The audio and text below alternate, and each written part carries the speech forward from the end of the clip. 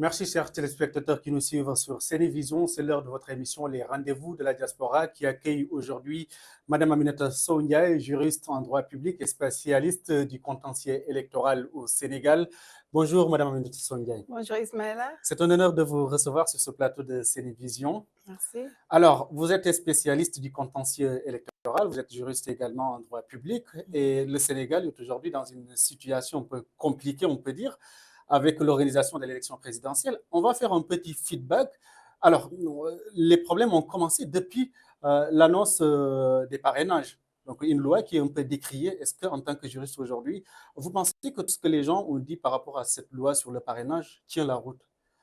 Bonjour Ismaëla, bonjour tout le monde. J'en profite pour faire un petit coucou aux Sénégalais qui sont en train de nous suivre actuellement.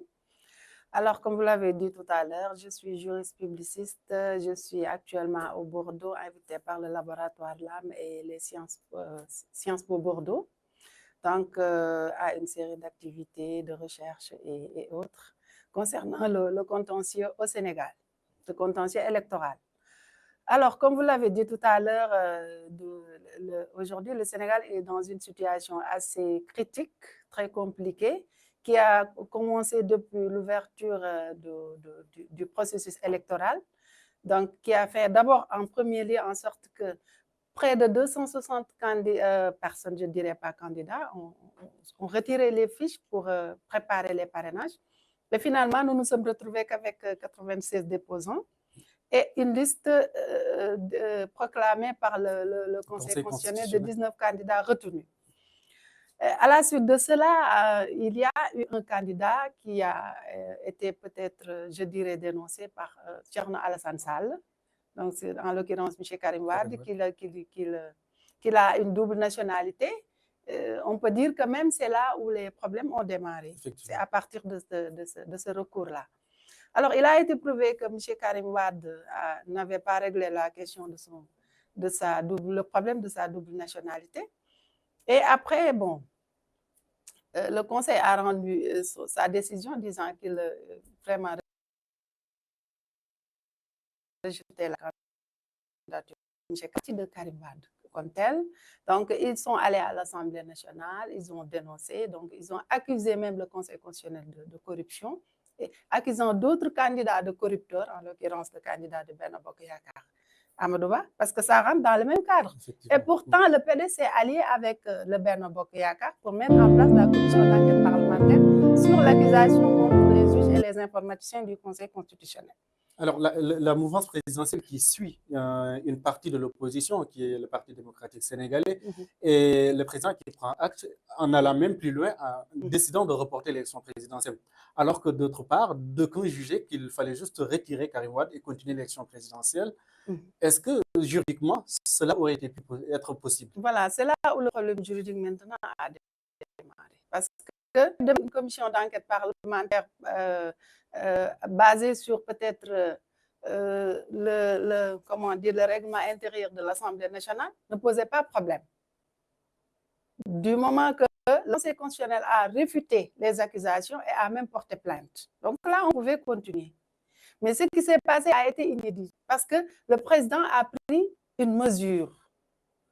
Maintenant, une mesure dont on peut penser que c'est sur la base de l'article 52 de la Constitution du Sénégal, qui dit que s'il y a une crise qui empêche le pays de marcher, qui bloque tout, le président dispose en ce moment de pouvoirs exceptionnels qui lui permettent de prendre toute mesure. Et cette mesure-là, le processus, c'est d'abord d'informer la nation à travers un message, ensuite de prendre cette mesure. Donc ça, ce n'est écrit nulle part, mais on pense que le président l'a fait baser sur cet article-là. Alors, est-ce qu'on était à cette situation où tout était bloqué, où le pays était vraiment dans une situation où rien n'a marché? Voilà, c'est ça que j'allais dire. Or, les conditions n'étaient du tout réunies, donc pour qu'on puisse évoquer l'article 52 de la Constitution. Donc, ce qui a été fait n'a pas eu de base juridique.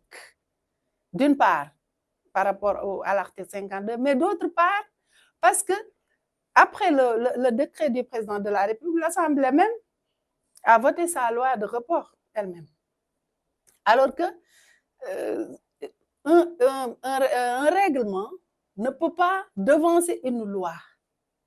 Il fallait d'abord que l'Assemblée vote le report, si ça doit avoir lieu, ensuite que le président mette en place un décret d'application de cette loi-là. Donc, on a dit que le droit a été mis en ce sens à rude épreuve, ils ont tout chamboulé. Donc, tout ce qu'ils ont fait n'avait pas de base juridique. C'est pourquoi le Conseil constitutionnel, en invalidant toutes ces décisions-là, leur a expliqué que c'est comme si le Conseil était en train d'évoquer un vide juridique. C'était comme si le Conseil était en train de leur dire que ce que vous avez fait ne relevait pas du droit sénégalais. Alors, vous qui êtes juriste, est-ce que c'est encore arrivé, on a une fois vu au Sénégal, que le Conseil constitutionnel tienne tête à l'autorité du chef de l'État en allant à l'encontre de ses désirs? Mais le Conseil n'a pas tenu tête. Le Conseil n'a tenu tête à personne. Le Conseil a fait son travail. Depuis lors, le Conseil marche, continue, prend les décisions qu'il faut à chaque fois qu'il est saisi. Mais on pensait que le Conseil constitutionnel n'allait pas aller à l'encontre de la volonté du président de la République en organisant les élections avant la date du 2 juin prochain, du 2 avril. Non, mais la volonté du président ne devait même pas être le fait de reporter des élections à 10 heures de la campagne électorale. Moi, je pense que même le président de la République, ce n'était pas sa volonté. Peut-être lui, il a été mis face à une situation qu'il considérait être une crise. Donc, qu'il considérait être une crise institutionnelle entre deux institutions, l'Assemblée nationale et le Conseil constitutionnel. Donc, c'était des accusations. L'une a accusé l'autre, l'autre a mis même une commission d'enquête pour l'entendre. L'autre était refusant même de déférer à cette convocation et de porter plainte. Le président de la position-là, qui s'est vraiment installé, empêcher un processus.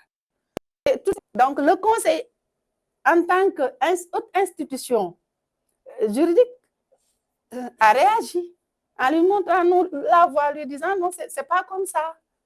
Alors, ça ne doit pas se passer comme ça. Le président Macky Sall qui tient un dialogue pour définir les conditions de la tenue de l'élection présidentielle.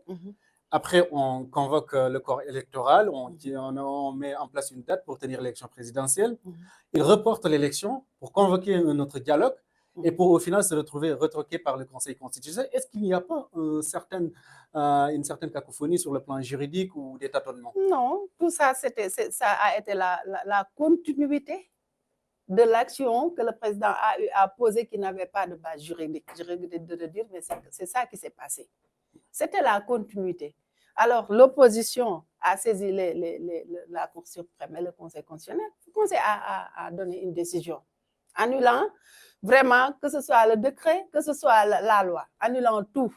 Donc, ça devait être nul et non avenu. Donc, on devait tout simplement, en ce moment, vu que le Conseil même a dit au président, prenez une date et dans les meilleurs délais qu'il faut. Donc, le président peut-être a pensé que, parlant de meilleurs délais, bon, il fallait peut-être faire intervenir les forces vives de la nation, écouter tout le monde sur la question de la date. Moi, en tant que juriste, je m'attendais à ça. Sur la question de la date, peut-être la date a été reportée. Donc, on devait aller en campagne électorale. Il y a eu quand même un problème. Maintenant, pour corriger, on va au dialogue, on prend une nouvelle date. Mais pas aller dire au Conseil, il faut mettre le sieur Karim Wade. Il faut revoir comment le remettre. Et le cas aussi des candidats spoliés. Alors que lui-même, il avait reçu les candidats spoliés leur disant que les décisions du Conseil constitutionnel sont irrévocables. Alors, est-ce que ce n'est pas une fenêtre où le président a essayé de passer pour un peu chambouler le jeu politique? Il a saisi l'occasion donnée par le Parti démocratique sénégalais. Bon, moi, je ne vais pas raisonner en ce sens parce que ça, c'est purement politique et c'est accusateur aussi. Moi, je me suis dit que le président de bonne foi peut-être s'est trompé. S'est trompé en prenant cette mesure, pensant que c'était une mesure constitutionnelle. L'Assemblée nationale également devait être en mesure de savoir qu'on ne peut pas réviser la Constitution sur la base d'une dérogation. Surtout l'article 31 qui quand même a été verrouillé par le principe d'intangibilité, le principe d'éternité. au titre de l'article 103 de la Constitution. Alors, la date qui est retenue aujourd'hui, c'est le 24 mars. Mhm. Et s'il y a un deuxième tour de l'élection présidentielle, c'est sûr que ça sera après la date du 2 avril, la date à laquelle le président Macky Sall devait faire son passation de service. Qu'est-ce qui peut nous attendre sur le plan juridique s'il y a un deuxième tour de l'élection présidentielle? Non, mais rien, parce qu'en fait, si on organise les élections, le premier tour avant la fin du mandat du président, on est dans les règles. Alors, le deuxième tour, ça va venir après, et le président, au terme de l'article 61 de la Constitution, va rester là jusqu'à ce que son successeur vienne, il lui passe le relais. Mais le président qui annonce qu'il partira à la date du 2 avril. Oui, ça, c'est une annonce, mais bon. Juridiquement, c'est le président Macky Sall qui doit rester jusqu'à la passation du service. S'il organise les élections avant la fin de son mandat. Parce que sinon, ça aussi, cette condition juridique-là aussi n'est pas établie. C'est-à-dire, après le 2 avril, le président ne peut pas être là et organiser des élections après le 2 avril. La Constitution n'a pas prévu ça, la loi sénégalaise n'a pas prévu ça, la loi électorale ne lui permet pas. Alors, est-ce que si une partie de l'opposition, notamment ce qu'on appelle les candidats spoliés, décidait d'attaquer la décision du Conseil constitutionnel, est-ce qu'on peut avoir une situation où on va encore penser à reporter l'élection ou à bloquer encore la situation? La décision du Conseil constitutionnel est inattaquable. Moi, je ne sais pas comment ils vont faire et qu'est-ce qu'ils vont demander à la Cour suprême. Je n'ai pas lu leur requête, je n'ai pas lu leurs moyens de requête, mais moi, je pense que la Cour suprême va se déclarer incompétente. Alors, c'est vrai que dans cette élection présidentielle, on évoque beaucoup de questions juridiques, une institution qui a un peu été décrite par les Sénégalais, mais est-ce qu'aujourd'hui, à l'heure où nous sommes, est-ce qu'on peut dire effectivement que nos institutions sont indépendantes et ne vont pas toujours vers ce que désire le chef de l'État ou en tout cas les membres du gouvernement? Mais il y a une réalité aussi qui se pose un tout petit peu dans la scène politique. On voit que les politiques ont souvent aujourd'hui au Sénégal tendance à attaquer la justice. Et ça, il faut y aller vraiment avec des pincettes. Le Conseil constitutionnel, ce n'est pas aujourd'hui qu'on a des problèmes vis-à-vis de lui à une élection au Sénégal ou ailleurs dans le monde. Donc, ce n'est pas la première fois. On a assisté à la mort de Babacar Seye, on a assisté à plein de situations, différentes situations vis-à-vis du Conseil constitutionnel à la veille d'élection. Ça, c'est une réalité que nous avons tous vécue. Et nous avons toujours géré au Sénégal pour asseoir une bonne démocratie et montrer à la face du monde que le Sénégal est quand même une vitrine démocratique. Alors, donc, que les gens soient là en train d'attaquer les juridictions, ça, ce n'est pas un problème. Parce que moi, je dirais que c'est des rôles politiques qui sont en train de jouer. Le fait que ça rende une décision qui m'est favorable, il est bien. Le fait que ça rende une décision qui m'est défavorable, la justice n'est pas indépendante. Ça, c'est un problème politique. Alors, toujours un autre fait juridique. Pour la première fois, on va avoir un candidat qui est en prison, s'il n'est pas libéré en tout cas entre-temps. Qu'est-ce que la loi permet à ce candidat qui aujourd'hui est entre les mains de la justice? Est-ce qu'il peut battre campagne? Est-ce qu'il a des droits d'antenne à la télévision nationale? Qu'est-ce qu'il peut faire et qu'est-ce qu'il ne peut pas faire? En tout cas, sa candidature est validée. Donc, une candidature, quand elle est validée, donc le concerné doit pouvoir battre campagne. N'est-ce pas? Alors, maintenant, dans quelles conditions? Ça, ce sont des conditions judiciaires parce que moi, je ne maîtrise pas trop les chefs d'accusation qui lui ont été imputés pour vraiment dire qu'il pourra sortir ou ne pas sortir. De toute façon, quand il gagnera, il sera installé. Alors, s'il gagne l'élection présidentielle, est-ce qu'il y a des dispositions juridiques pour que ce candidat qui est actuellement détenu puisse sortir de prison? S'il ne pouvait pas participer, le Conseil n'aurait pas validé sa candidature. Alors, il y a un autre fait également, c'est la loi d'amnistie qui est aujourd'hui sur les tables de l'Assemblée nationale. Vous en pensez quoi en tant que juriste? Bon, on a amnistié, on a fait une amnistie, mais bon, ça, la réflexion qu'on pourrait apporter peut être politique. Et bon, moi, je ne suis pas là en tant que politique. De toute façon, notamment, je voudrais qu'on reste aussi sur le plan juridique parce qu'on parle souvent que quand il y a un problème, il faut faire des enquêtes, situer les responsabilités et maintenant prendre des décisions, on amnistie ou pas. Mais est-ce qu'il y a eu des enquêtes? Est-ce que les responsabilités sont situées à l'heure où nous sommes aujourd'hui? De toutes les façons, moi, je ne sais pas quelles procédures ils sont empruntés pour arriver à leur amnistie. Mais de toute façon, ils ont obtenu la loi d'amnistie votée par l'Assemblée. Ça, au moins, c'est sûr. Et je ne pense pas que l'Assemblée ait voté une loi sans pour autant faire les préalables. Donc, ça, on leur concède. De toute façon, le problème qu'on peut peut-être évoquer, c'est ce qui ont été lésés, c'est ce qui souffrent aujourd'hui, c'est ce qui vraiment ont eu des problèmes par rapport à cette situation de la date de début de l'amnistie jusqu'à la fin. Qu'est-ce qui s'est réellement passé, les événements qui se sont passés, et c'est ce qui ont, à qui les préjudices ont été portés. Donc, qu'est-ce qu'ils sont en train de vivre aujourd'hui? Est-ce qu'ils n'ont pas été lésés? Moi, si j'avais une problématique, je la poserais dans ce sens. Est-ce qu'il y a donc un problème d'éthique qui se pose aujourd'hui? Ça peut être. Si on arrive à prouver qu'il y a plein de Sénégalais aujourd'hui qui ont souffert à cause de ces situations-là et qui vraiment n'ont pas été pris en charge juridiquement comme il fallait, le fait de venir et de vouloir amnistier, pardonner tout ce qui est passé, faire une table rase de ce qui s'est passé, alors que ça a été une réalité, ce serait vraiment regrettable. Alors, selon vous, après tout ce qui s'est passé aujourd'hui, maintenant on pense que le 24 mars prochain, on va organiser l'élection présidentielle. Quelle image le Sénégal renvoie aujourd'hui au reste du monde? Bon, dans le reste du monde, vous savez, le Sénégal n'est pas le seul pays dans la situation. L'Afrique de l'Ouest aujourd'hui, la marmite bouille de partout. Par contre, le Sénégal a été toujours vraiment une référence, un modèle. Donc, les gens ont toujours pris l'exemple sur le Sénégal. Aujourd'hui, on peut dire que ça a un peu gâté quelque part.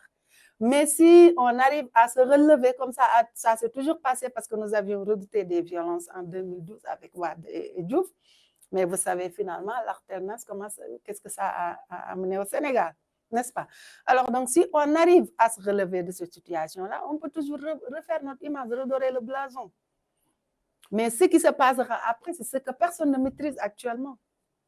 Tout peut se passer. Alors, on va terminer par cette question que les politiciens ne rentrent pas en tout cas, vraiment dans les détails de ce sujet, ils l'abrochent tout simplement. Le fichier électoral, on parle souvent du fichier électoral, mais ce n'est pas un sujet de prédilection pour certains politiciens. Est-ce qu'aujourd'hui, le fichier électoral est disponible pour tous les candidats? Est-ce qu'il est en bon état et il n'y a pas de problème? Bon, en fait, le fichier a toujours été attaqué. Ça, c'est une réalité, je dirais, c'est des faits qu'on peut imputer aux politiciens. Donc, à chaque fois, à chaque élection, on parle en premier de quoi? Du électoral. Mais en fait, ce qu'il faut au Sénégal, c'est de prendre en charge correctement le fichier. Le fichier doit être pris en charge très correctement. Le fichier doit être mis à jour. Le fichier doit être disponible pour tous. Le fichier doit être transparent. Mais effectivement, sur cette question de disponibilité, les politiciens, ce qu'ils disent, c'est que jusqu'à quelques jours et quelques mois de l'élection présidentielle, certains n'ont toujours pas les fichiers. C'est la question qui arrive tout le temps. Oui, ils l'ont dit, mais est-ce qu'ils l'ont prouvé? De toute façon, moi, ce qui m'a un peu intriguée, c'est le mutisme de la Sénat, la Commission électorale nationale autonome. Je ne vois pas la Sénat trop se prononcer sur cette question alors qu'elles ont un rôle fondamental dans cette situation-là. Donc, même la question du fichier là. Alors, donc moi, ce que disent les politiques, ça ne me retarde pas, quoi. Moi, tout ce qu'ils peuvent dire, je les prends en compte, mais j'attends les preuves de leurs allégations. C'est comme l'accusation de Karim Wade qui accuse toute une institution sans apporter des preuves. En tout cas, on n'en a pas encore. Aujourd'hui, certaines institutions sont en tout cas attaquées par les politiciens et très souvent, on n'entend pas de réponse ou bien ils ne prouvent pas que ce qui leur est reproché n'est pas vrai. C'est le cas de la loi encore sur le parrainage parce que certains candidats disent être rejetés sans justification. Par exemple, un candidat comme M. Tchonyan qui dit qu'on lui a dit que son fichier était inexploitable, mais sans qu'il ne sache comment ni pourquoi. Est-ce qu'aujourd'hui, il n'y a pas de manquement autour de ces... Non, il fallait saisir la juridiction. En fait, moi, les déclarations gratuites, de toute façon, ce n'est pas quelque chose que j'aime, quoi. En fait, si on est dans une chose sérieuse, il faut faire ça très sérieusement. C'est-à-dire, voilà, moi, j'ai été lésée, j'ai saisi les juridictions compétentes en la matière pour me rétablir dans mes droits. Et c'est comme ça que ça doit se passer. On n'a pas à aller accuser qui que ce soit dans les médias ou ailleurs sans pour autant avoir les preuves des accusations. Il faut saisir les juridictions. Le Sénégal est un pays de droit. Nous avons toutes les institutions qui sont compétentes dans toutes les matières, qui connaissent toutes les matières, qui sont compétentes dans tous les domaines. Donc, à chaque fois qu'on est lésé, on peut toujours saisir la juridiction compétente dans ce domaine en la matière. Alors, on va terminer par cette question. Vous êtes juriste, mais aussi vous êtes citoyenne sénégalaise. Est-ce que vous êtes optimiste quant à un bon déroulé du scrutin et un apaisement sur le plan national? Oui, le Sénégal est un grand pays, une très grande république. Le Sénégal peut toujours se lever. Même s'il tombe, il peut toujours se lever. Le Sénégal a une très grande nation et beaucoup de patriotes. Les Sénégalais sont des patriotes. C'est des gens qui s'aiment, qui sont solidaires et tout, malgré tout, surtout en moment de crise ou en moment de situation. C'est-à-dire, l'appel que je peux lancer, c'est de demander aux politiques également d'arrêter un peu de voir du côté de leurs intérêts politiques, matériels, crypto-personnels, et de prendre en compte aussi l'avenir de ce pays, de prendre en compte la stabilité démocratique, de prendre en compte ce qui est en train de se jouer par rapport au contexte géopolitique que le Sénégal est en train de vivre, de prendre en compte aussi le fait qu'il y a les puissances internationales des étrangers qui sont aujourd'hui très intéressés par nos ressources naturelles. Donc, il y a de quoi faire très attention parce que le Sénégal aujourd'hui est dans une situation d'étincelle. Ça peut brûler à tout moment. Et les Sénégalais ne le méritent pas parce que ce n'est pas un peuple qui mérite cette situation-là. Merci beaucoup. Merci beaucoup. Merci, Madame Ndiaye. Merci, chers téléspectateurs. C'est Madame Aminata Sow Ndiaye, juriste, publiciste et spécialiste du contentieux électoral au Sénégal, qui est actuellement à Bordeaux dans le cadre de ses travaux de recherche invités par le Laboratoire des Afriques dans le monde et Sciences Po Bordeaux. Rendez-vous très prochainement pour une autre émission de des grands rendez-vous de la diaspora. Merci beaucoup.